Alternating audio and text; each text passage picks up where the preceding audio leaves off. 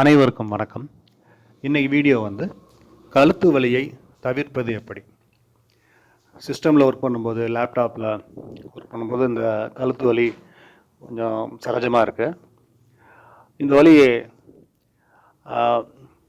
ரொம்ப அதிகமாகும் போது கைக்கெலாம் கூட பரவும், சிலருக்கு ஹெட்ஏக்கும் இருக்கும். இந்த கழுத்து வலி இல்லாமல் எப்படி ஒர்க் பண்ணுறது அப்படின்னு பார்க்க போகிறோம். ஸோ ஆரம்ப ஸ்டேஜில் வந்து இதை வந்து நம்ம வந்து அட்ரஸ் பண்ணணும். ஏன்னா அதிகமாகிடுச்சு அப்படின்னா வந்து அவங்களுக்கு வலியோட தீவிரம் இன்னும் கூடிரும். ஒரு நாளைக்கு 8 ஹவர்ஸ் ஒர்க் பண்ணுறதே கஷ்டமாயிடும். ஸோ இந்த சிஸ்டமில் எப்படி ஒர்க் பண்ணுறது, லேப்டாப்பில் ஒர்க் பண்ணுறதுன்னா, ஃபஸ்ட்டு வந்து நீங்கள் லேப்டாப்பாக இருந்தாலும் சிஸ்டமாக இருந்தாலும் டேபிளில் வச்சு ஒர்க் பண்ணணும்.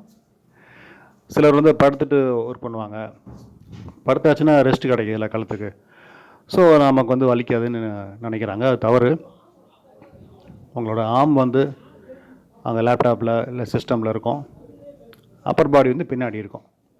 ஸோ உங்கள் பாடி வெயிட் பின்னாடி உங்களை புஷ் பண்ணிகிட்ருக்கோம். நீங்கள் வந்து கை வந்து அங்கே முன்னாடி இருக்கும். உங்கள் கைகளை வந்து உடம்போடு கனெக்ட் பண்ணுறது நெக்கோட நர்வ்ஸ் தான். ஸோ அது வந்து ஸ்ட்ரெஸ் ஆகும். இது தவறான பொசிஷன். அதே மாதிரி லேப்டாப் வந்து மடியில் வச்சு ஒர்க் பண்ணக்கூடாது. இந்த மாதிரி மடியில் வச்சு ஒர்க் பண்ணும்போதும் நெக்கு ரொம்ப கஷ்டப்படும்.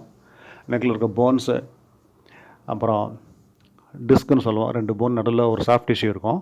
அது ஒரு ஷாக் அப்சர்வர் மாதிரி ஒர்க் பண்ணும். அதில் ஸ்ட்ரெஸ் அதிகம் ஏற்படும்.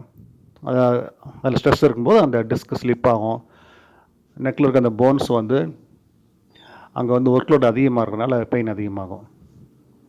உங்கள் மானிட்டர் வந்து உங்கள் ஐ லெவலில் இருக்கணும். இந்த மாதிரி இந்த இமேஜில் போட்டிருக்க மாதிரி கொஞ்சம் ஹைட்டை கூட்டி வச்சுட்டா நல்லது.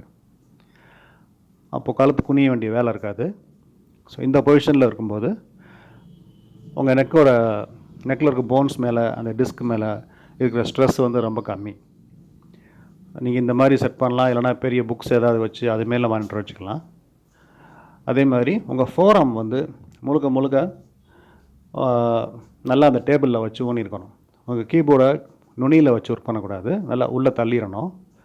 உங்கள் பாடி வெயிட் பூரா, அவங்க அப்பர் பாடி வெயிட் பூரா அந்த ஃபோராமில் வாங்கி இந்த மாதிரி டைப் பண்ணணும். நிறைய பேர் வந்து கீபோர்டு தனியாக ஒரு ட்ராயர் வச்சுருப்பாங்க, அதில் வச்சு ஒர்க் பண்ணுவாங்க. அப்படி பண்ணக்கூடாது. ஸோ சிஸ்டமோ லேப்டாப்போ இந்த மாதிரி வச்சு ஒர்க் பண்ணிங்கன்னா உங்களுக்கு ப்ராப்ளம் வராது. தேங்க்யூ.